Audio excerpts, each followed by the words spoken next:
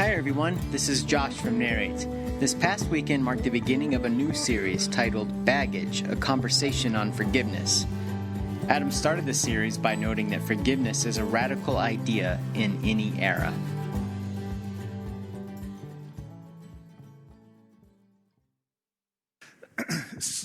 Hi, good morning. It's great to see all of you. I've had the chance to be gone the last couple of weeks. Thanks for your grace there. And, genuinely, I didn't think about saying this before this morning, but what stands out to me every time when I'm gone a couple of times, then I come back, is how darn hard you all work. So thank you for how invested you are into this place and making this place happen. And we said, let's plant a church where it takes a bunch of constituent parts to make it happen. And it just strikes me that you all are that. So thanks. I actually had a meeting this week with an attorney. We're not in trouble, nor am I, but the council's had on their radar to secure our own 501c3. Right now we share one with the conference, and it just seems smart to get our own. So I had a meeting there. That's been in process for months now. And at one point she said, so what do you do for members? I was like, we don't have members. And then there's that is that okay? Because we don't even know what we're doing that is okay and what isn't. And she said, well, no, that's fine. But what do you do? And I said, well, we have owners. And she said, well, what's an owner? And I said, that's people vested through their money and their time. I mean, we've just kind of said we're going to do something, and as long as people are functioning like owners, we'll be a church, and after that, we'll go play golf or something. I don't know, but we're just not committed to existing beyond people who aren't vested. And so that was fun to see her response of I got to figure this one out. But this morning, it was just a good reminder of you all work very hard, even in July. So thanks. It's fun to be the church with you. We're going to do this series, we want to talk about baggage, we want to talk about forgiveness, and I think there's some tone-setting things that we need to say at the beginning, lest we come across as pretentious or even better at something than any of us are. For a long time back office, we've been talking about this series for almost a year, and we were calling it, I Suck at Forgiveness. And part of what I liked about that series title was it's a confession, right? It's an acknowledgement that there's this thing that Jesus calls us to do and to do well, and yet none of us is very good at it. It was my decision to drop that title. It felt a little too snarky to me, and maybe even a little too, I don't know, maybe it trivializes the issue a bit too much. But nonetheless, what we don't want to lose is just the simple acknowledgement that what we're talking about here is something that is incredibly difficult. This isn't I'm good at this, so you should be. It's not some of us are, and everybody else better catch up. This is as much a confession as it is anything, an acknowledgement that what life requires is that we become, as my friend Fred calls it, people who are difficult to offend. And really what we mean there is the types of people who understand that getting hurt is going to happen, and therefore thriving, healthy people, what they do is they understand how to close those gaps as quickly as possible, to circle back and deal with them. In fact, I remember I was at a session at psychotherapy. I've talked about this conference that I went to. It was a week long a few years ago, and I remember towards the end just saying to the guys leading it, this is depressing to me because what I'm learning is no matter how I parent, my kids are going to need to go to the therapist, which is generally true anyway.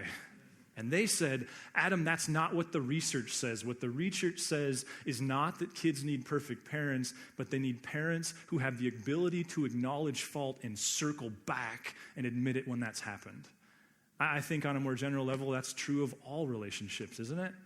So let's just kind of start with this okay, Lord, we're going to try to talk about something that is incredibly difficult. It's a high watermark. Now, there's a story that involves the siege of Sarajevo, and it's not just a story, it's an actual historical event. You may remember that in the early 90s, that there was a siege on the city of Sarajevo that by today's standards is the longest siege in the history of modern warfare. It lasted over 1,000 days. An army surrounded the city kind of on the mountains. And it was pretty heinous because it was terrorism. And part of the plan was to just indiscriminately kill and terrorize people. So they would just indiscriminately bomb the city, not really worrying about where they went. They sent snipers into town who would just mercilessly shoot people and kids and women. And what they wanted to do was make everyday life terrifying. Lasted for a long time. I believe it was over 5,000 people died over the course of those few years. And there was in that city a world-renowned cellist who had the opportunity to get out early and opted not to. And not knowing what could be his role in speaking out against it, he finally had an idea. And his idea was he was going to play the cello. And what he started doing was every day for a large portion of this siege, over a year, I believe, he went into public and he varied where and he varied what time of day. And he would play his cello.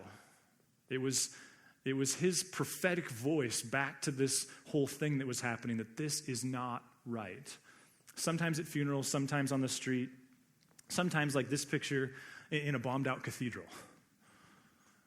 And part of me, I heard that story months ago sitting in a class with Dr. Nam, and it just strikes me that this is, for me, the image of forgiveness. Because what we have to acknowledge is that what we're going to talk about for these coming weeks is the audacious, brave, courageous decision to do something extraordinarily beautiful in an environment that doesn't deserve it. That's part of what makes it so hard. We're choosing to wear our Sunday best, so to speak, in an environment that's dirty and disgusting. And I think part of what can help us understand why this is so difficult is to understand that for the vast majority, like 99.9% of human history, people wouldn't have said that forgiveness is a moral value. That for the vast majority of humans, like we would all generally go like, oh yeah, we should all forgive. We're not doing it. We're not very good at it. But we would all, I think, agree that if you were to take like a morals test, that forgiving people that's high moral ground. Sometimes it's encouraging to know that that's not always been the case. That for the majority of human history, the vast majority of human history, the assumption was that you loved your friends and you hated your enemies. In fact, one place to illustrate this is in Bath, England. Bath, England is 2,000 years ago, was a combination Roman spa and worship center. It's still a spa. Kate's been there. Where hasn't Kate been, by the way? Like, I'm going to get her one of those red and white sweaters that she just wears all the time because it's like, where's Kate? That's a bad joke. But she's like, Bath, England. I was like, you've been there? And as the question was coming out of my mouth, I'm like, of course she's been there. Bath, England, 2,000 years ago, was this Roman worship center / spa where people came, they paid to have their prayers written down, and those prayers would be offered to the gods. Now, the most common form of prayer there, and so they've been excavating for years, and what they're finding is what they call curse tablets. Now, the reason they call them curse tablets is because the vast majority, again, of the prayers being found there are these prayers of cursing. So what would happen is you'd come, you would pay your money, you would tell them the prayer, they would write it down, then they would offer it for you. But what was apparently very typical, normal, most likely to occur was you would come, you would describe, first of all, you'd give the name of the person or the people who hurt you. Then you would describe what they did. And then you would tell the gods what you wanted them to do to this person for doing that. And so one example involved a guy showing up and saying that he'd had 2 gloves stolen. He apparently really liked his gloves. And he was upset about that, and he didn't know who had stolen his gloves. So the request, and again, we have this, archaeology they've excavated this, that the request he makes is that whoever it was who has stolen his gloves would please be caused to lose their mind and go blind at whatever worship facility the gods choose. Now, this isn't a joke. This is the way people approached the gods. Here's an actual translation of an actual curse tablet. I invoke you, holy angels and holy names. Tie up, block, strike, overthrow, harm, destroy, and kill and shatter Mr. E, the charioteer, and all his horses tomorrow in the arena of Rome. Let the starting gates not open properly. Let him not compete quickly.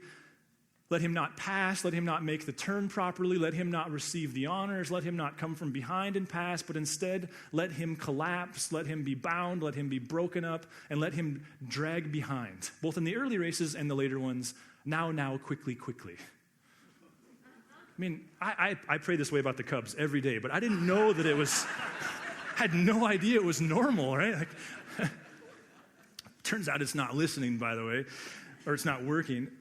This is the way people approach the gods. Now, imagine what you might call a bless my enemy tablet. It would sound something like this. Mr. E, hurt me badly. Would you deliver me from my prison of hatred and resentment? Would you help Mr. E to find genuine repentance? Would you forgive his sin and mine? Would you heal our relationship? How many of these tablets do you suppose they found in Bath, England? 0. Why? Because strict allegiance to your friends and defiance to your enemies was the moral norm for the vast majority of human history. The gods were there to meet your needs, even your needs for revenge. And if we're being honest, the Old Testament has its own fair share of these. David had his own habit in the Psalms of requesting that God please do some very unkind things to his enemies. Along came Jesus, who in Matthew 5, he makes a statement that might be shocking to us, but it actually wasn't in his day. You've heard it, there was said, love your neighbor and hate your enemy. And when people heard that, they're like, yeah, we've heard that said. That's like the only thing. That's like, like water's wet and fire's hot and the Yankees have a lot of money. I mean, it's this normal. You should just expect to hear it that way. There was nothing shocking about this statement. In fact, one Greek philosopher, I think of him as xylophone, though I don't think that's how you pronounce it.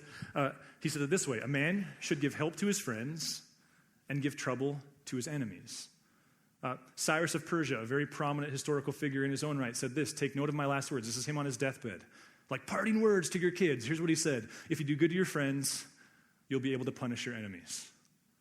And my only point here is to normalize this, to see that to the degree that you feel like this loving your enemy thing is easy academically, and then someone pulls out in front of you and you're like all the rage, it is hard. It's much different than the vast majority of human history has had to grapple with. In fact, there's this guy who is a scholar, a literary professor from Brown University, which turns out is kind of a prestigious place. Listen to the way he says it. Go to the next slide. He says, forgiveness as we know it did not exist in ancient Greece or Rome. And yet Jesus, he starts by saying something everybody heard, and then he starts meddling. But I tell you, love your enemies and pray for those who persecute you. What you have to understand is that the original audience would have went like, typo, wait a minute, I think we messed something up here. I tell you, love your enemies and pray for those who persecute you, that you may be children of your Father in heaven. Wait a minute, I thought the gods punish our enemies. And Jesus is going, that's not the way Yahweh rolls. He causes his sun to rise on the evil and the good and sends rain on the righteous and the unrighteous. What if Jesus... I don't know about you. I'm not at this stage of my faith where I need more evidence that Jesus was the Christ, the Son of God, and this unique God-man figure in world history. But when you study forgiveness, it starts messing with you. Because it would suggest that this Jesus of Nazareth uniquely understood some things about anger and contempt and bitterness and unresolved conflict that for a long time in human history went completely unrecognized.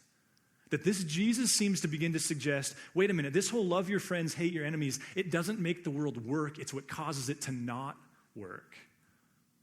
This thing that we know, that something that just lodges itself in our heart can come out sideways in a whole bunch of ways, Jesus was onto it. Now, I think one of the things that we can do here is get distracted. And so, lest we get distracted by the definitions of forgiveness, we're going to come back to this at the end of the series on some fundamentals of forgiveness. But let's just talk about forgiveness, reconciliation, and trust. Because I think if we don't, we spend the whole time kind of justifying, like, well, I can't forgive them because. There is a difference.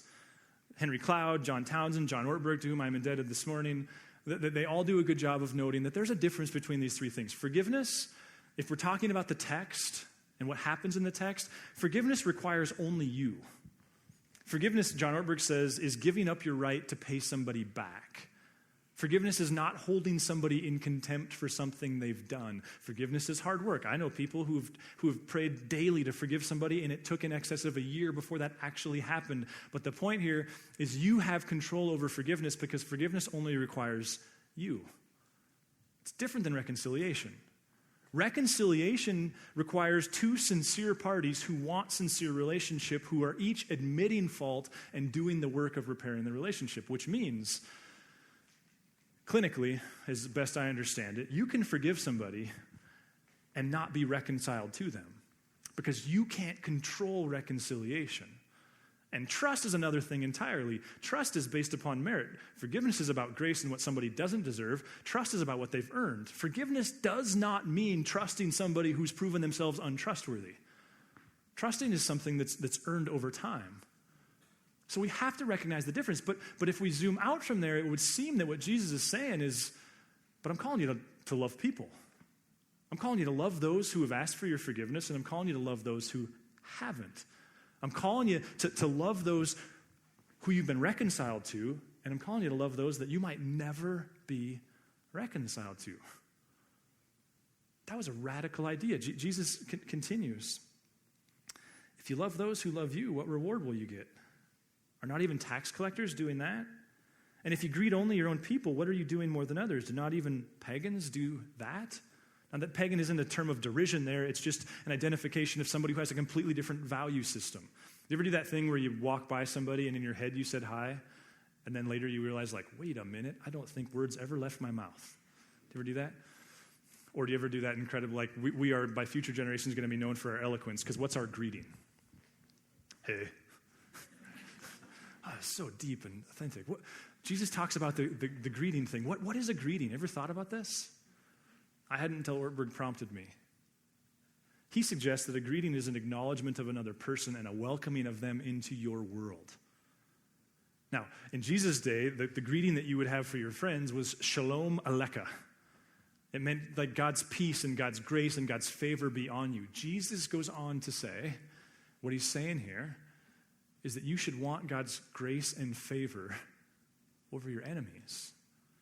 Now, these are radical concepts. In fact, one woman, she was the first female to get full apprenticeship at Princeton, a bit of a lightning rod in world history. She said this: the discoverer of the role of forgiveness in the realm of human affairs was Jesus of Nazareth.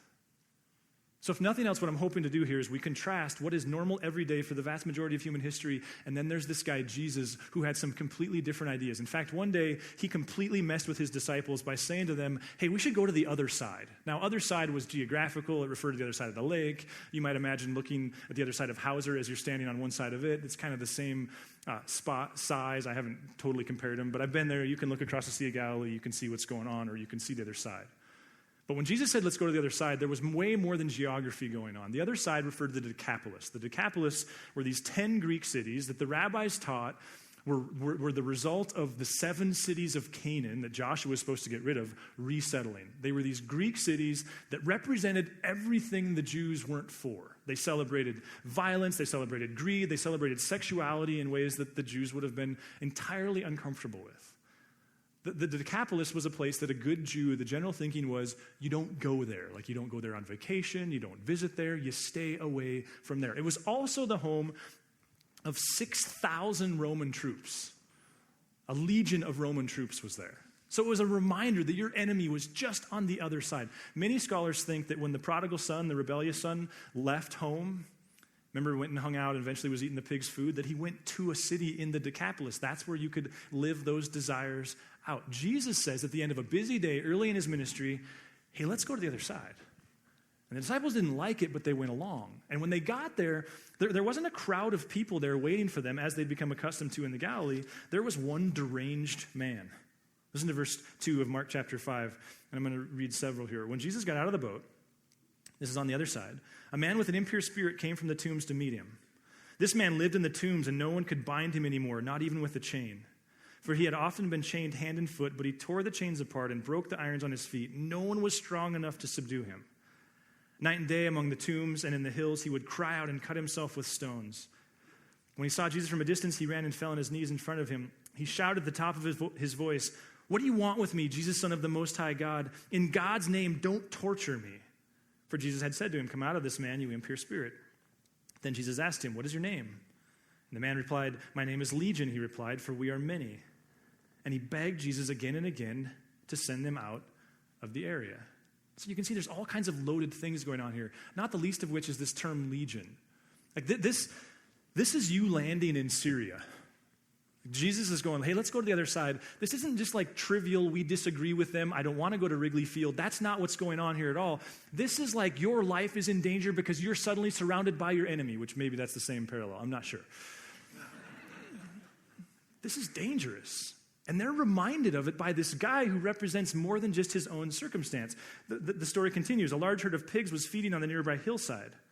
The demons begged Jesus, "Send us among the pigs, allow us to go into them." Pigs, of course, were highly offensive to the Jews.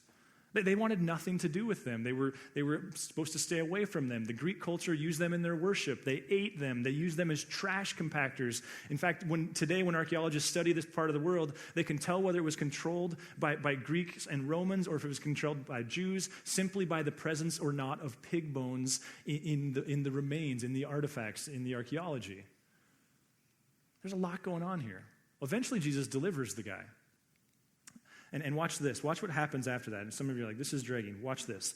Those tending the pigs ran off and reported this in the town and countryside, and the people went out to see what had happened. When they came to Jesus, they saw the man who had been possessed by the legion of demons sitting there dressed and in his right mind, and they were afraid. Like, wow, I've never seen this guy with clothes on. Those who had seen it told the people what had happened to the demon-possessed man and told about the pigs as well. Watch verse 17. Then the people began to plead with Jesus to leave their region. That's strange, isn't it? It's unlike what we normally see. Normally it's like Jesus does all this stuff, he does his kind of miraculous thing, and there's droves of people surrounding him asking for more. These guys are going, please get the heck out of here. Why? Because in this culture, what do you do to your enemies? In this culture, what do your enemies' gods want to do to you? The expectation is the tit-for-tat culture is still in place. They're terrified. They've just been seen like, this guy's a big deal. And they're assuming he's going to crush them. They ask Jesus, please leave, and so he does, in fact, leave. The guy who's been healed, our friend Legion, he asks to go with him. Jesus says, no, you're not going with me. Here's what you should do. You should go tell in the Decapolis what I've done. Verse 20, so the man went away and began to tell in the Decapolis how much Jesus had done for him. And all the people were amazed. Fast forward. Next chapter. Mark tells another story of Jesus going back to the Decapolis. It involves feeding thousands of people. At the very end of that exchange, Mark tells us something that is, I think, if you don't take the big context, easily missed. Verse 53. When they had crossed over, they landed at Gennesaret and anchored there. So here we go, same place. We're in the Decapolis. As soon as they got out of the boat, they being Jesus and the 12, people recognized Jesus. They ran throughout that whole region and carried the sick on mats to wherever they heard he was, and wherever he went, into villages, towns, or the countryside, they placed the sick in the marketplaces. They begged him to let them touch even the edge of his cloak, and all who touched it were healed. What just changed? Without a lot of expanse in between, the response is entirely different. What's changed?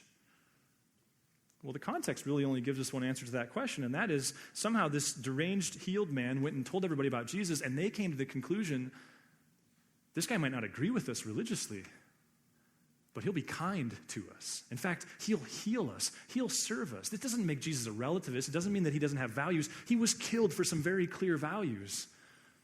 But it does point out that this Jesus lived what he was saying. In a culture where it was expected that your gods crush your enemies, without much time, these people learn, like, not Jesus. We fundamentally disagree with his spirituality, and yet we can expect him to do kind things for us, to treat us well, that we're not in danger.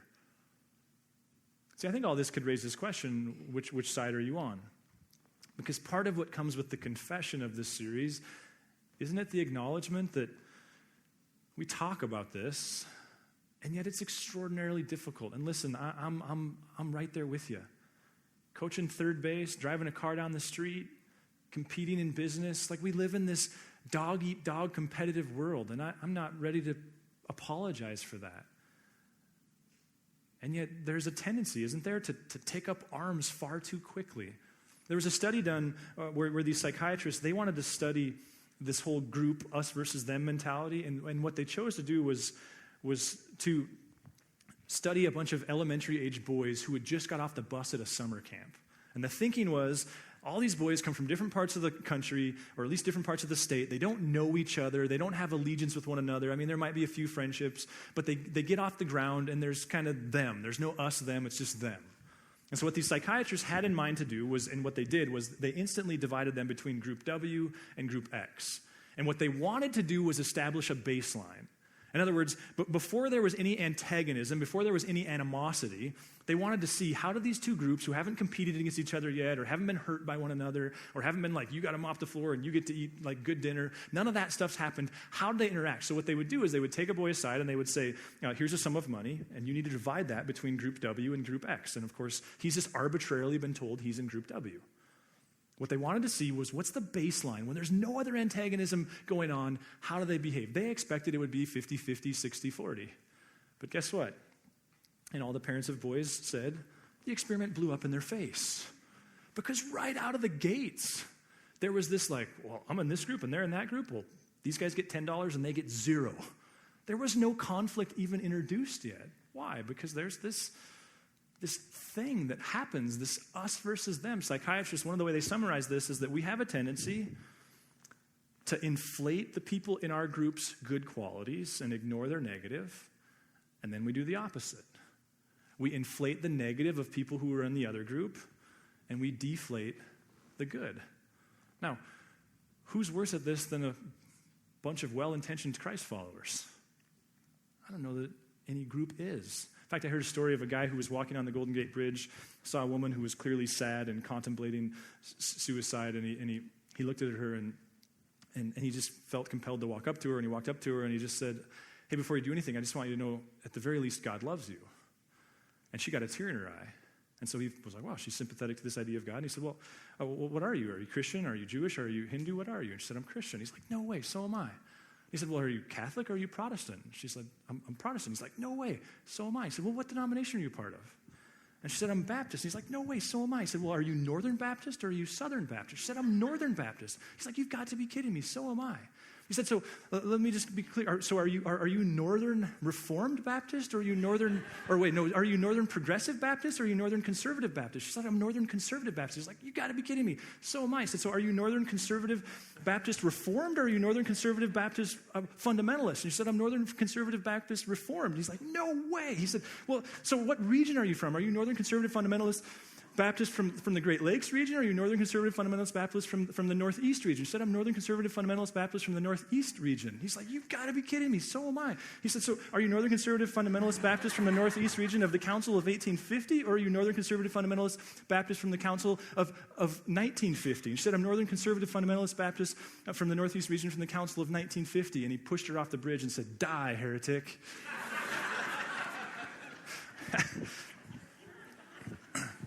There's this thing we do, isn't there?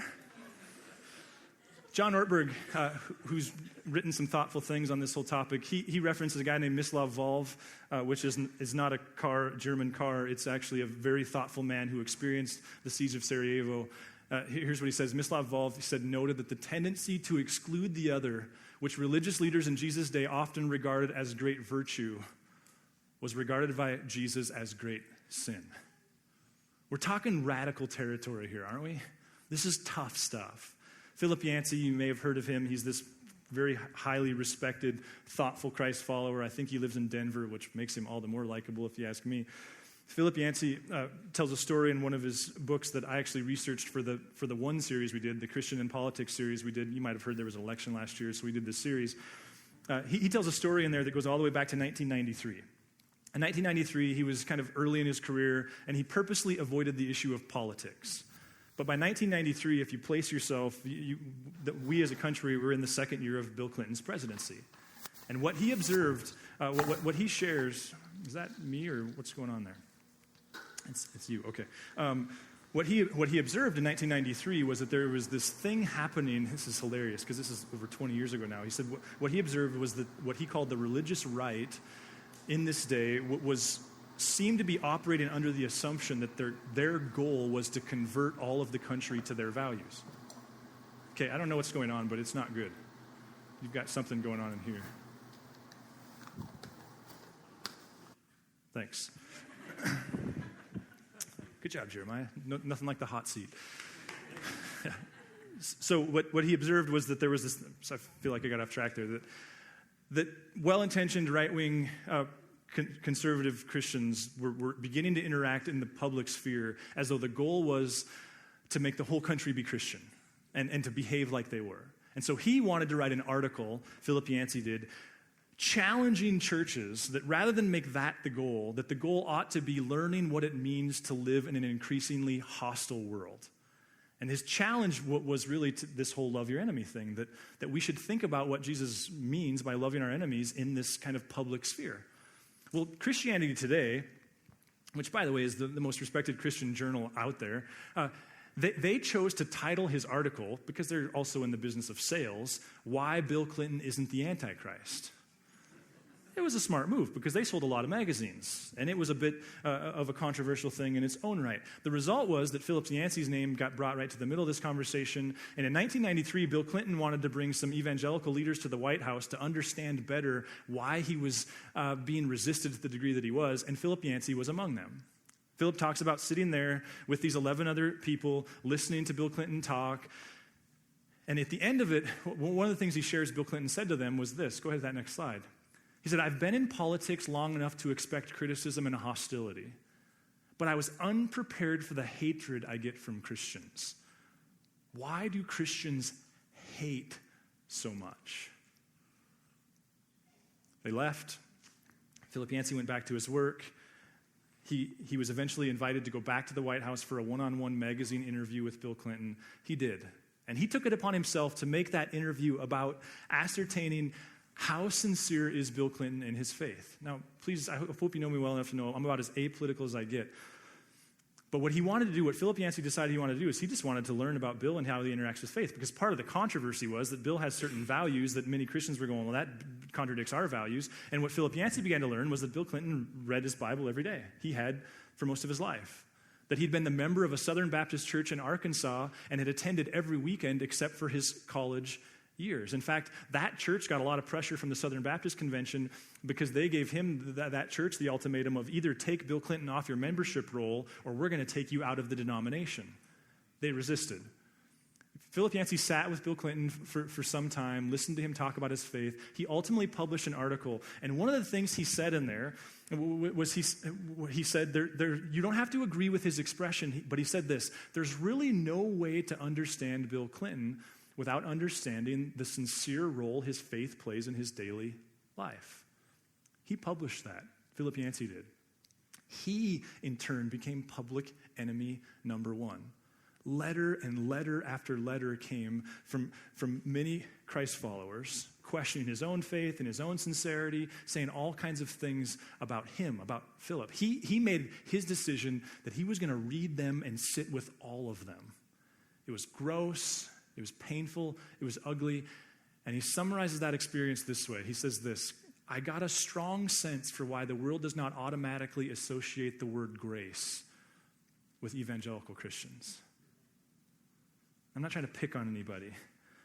I'm just trying to lead us in this confession that to be an apprentice of Jesus is hard work, that Jesus is difficult, and perhaps nothing is more difficult than his calling to look at us and go, wait. You want to put the divine on display? You want to know what it means to be fully human? You want to be an image bearer of Messiah, King God? Learn how to take in venom and give back health and life. Learn how to not go tit for tat. Nobody's saying this is easy. That's why we're going to spend weeks on it. But to be an apprentice, back to our friend Zach, an electrician, to be an apprentice in most of the world is a very literal thing. You get with somebody, you learn what they do and how they do it. That's the closest word we have for disciple of Jesus. What if he's right? What if he's going, wait a minute, marriage and parenting and business and friendship and church, it all works better if you learn to be difficult to offend, to close the gap on your offenses, to pay attention to that. My friend Fred, and I'll close with this, I've referenced him often. I had the privilege of walking with him every other week for about 12 years. His background is he was an insurance agent who reserved his lunch hour and his 3 p.m. to talk with somebody about Jesus. Not as creepy weird as that sounds, but he's just an expert discipler. He told me recently he figures he's met one-on-one or in small group with about 20,000 people in the last 30 years or so. He retired early, and now he just meets with people like crazy. He meets with like 1,200 people in like an 8-week span or something crazy like that in groups and small groups. So he has a ton of experience. He's not a counselor. He's not a psychiatrist. He's not a clinician. He's somebody who sits across the table from people who want his help in following Jesus. He's told me this before, and he just reiterated it again in a recent conversation. He said, still, Adam, 9 times out of 10, the only question I really need is who you mad at? And people look at me and go, yeah, what do you mean, who am I mad at? I just told you I have a drinking problem. What do you mean, who am I mad at? I just told you I'm getting a divorce. What do you mean, who am I mad at? I just told you I'm broke, or I lost my job, or I can't sleep at night, or I have headaches. He said, still, the question that cracks the egg is almost always, so who you mad at? Because there's something, and again, he's not trying to trivialize psychiatric medicine in any way. But his experience would be that when you get to that core issue, what you start to understand is holding bitterness comes out in all kinds of ways. And part of my motive this morning was a confession. Part of it was an introduction. Part of it was to ask the question, who you mad at? Some of you, this might just not be an idea to file away until you need it later or the next time you're talking to someone who does. This might be right at the center of what you're going through right now. Who you mad at? And are you open to to the heart of God and the voice of his Holy Spirit going, wait a minute, all that stuff, you're mad at her. No one's saying that this can be solved instantly. Like I said, I know people who've actively sought to forgive somebody for over a year before they felt they had really done it. But is there someone you're mad at? And I think on a more general level, what happens if we just pay better attention to our tendency to get caught up in those things? I'm just finishing up a baseball season. Listen, I get it. It happens all over the place. Driving down the street, standing in a game, joking about the Cubs. If we're not careful, we form enemies where Jesus wouldn't have us do that. And the best news of all is that, like, God applies it to you, right? Like that is the gospel. That you can't earn it and he grants it. And not only does he grant forgiveness, but he grants the power to live this life. From my opinion, what makes Jesus unique over every other character that's ever spoke and taught is he didn't just say, try harder. He said, if you believe in me, there's this power from outside of yourself, the Spirit, that'll empower you to do the impossible. And to me, nothing's more impossible than being the type of person who's difficult to offend. But let me ask you this. Looking back, what's different about your own family dynamics? What's different about your own friendship dynamics? What's different in your own story if you'd have earlier taken Jesus more serious about being difficult to offend? And how might we be able to rewrite the future by taking these simple, known passages like Matthew 5 and going, wait a minute. I would actually love to learn how to love my enemy. Let me pray, and we're going to give you a chance to sing out of here. God, thanks, God, for guys like Ortberg and Henry Cloud and John Townsend and the research. Thanks for Jesus and the refreshing, radical, new understanding that he brings. Jesus, thanks for your Spirit, that you're not just going to ask us to do something, but empower us to do it. Lord, I pray for friends who this isn't academic for them. There's a specific person and a specific series of hurts that they now get to choose whether or not they're going to dig in and work on it. God, in the weeks that come, would you make us the kinds of people who can recognize when things like shame and guilt are creeping at our door, when things like anger and contempt are growing? Would you help us with blame? Would you make us the kinds of people who understand that the fine skill of living in a world where getting hurt is inevitable, and yet we learn to keep short accounts? We love you, God. Amen.